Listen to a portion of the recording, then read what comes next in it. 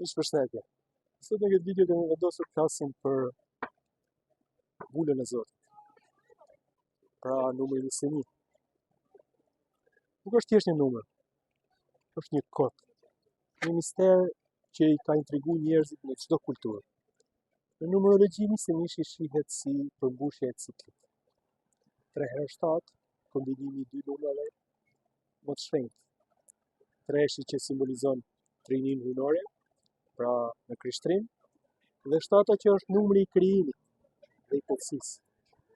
Ku bashkohen, marrim nisënish, vulën e Zotit mbi gjithçka të krijuar.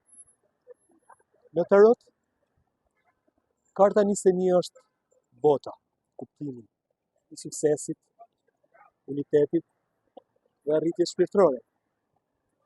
Në Bibël, numri nisëni shfaqet i lidhur me gjykimin dhe shpalljen e së vërtetës. Disa e quajnë pikërisht numri i gjykimit final. Momenti kur njeriu kalon provat e tij. Edhe kulturat e lashta e nderonin këtë numër. Në Indi, gjatë ritualeve vedike, perëndive u ofroheshin 21 fruta ose nisëni lule të ndryshme. Në Kinë, nisënishi lidhej me qiellin dhe tokën, harmoninë e forcave hyjnore.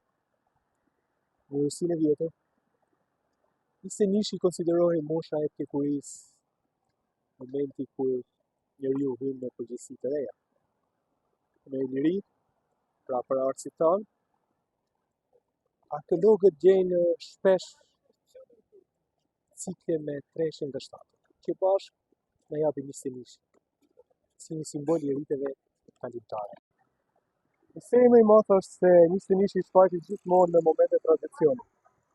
Shumë tradita thonë duhet 21 ditë për të ndryshuar një zakon, për të pastruar shpirtin, për të nisur një kapitull të ri. Është si një kod i fshehur që Zoti e ka vendosur një periudhë e shenjtë transformimi. Nisënishi është kujtesa që jeta ka cikle.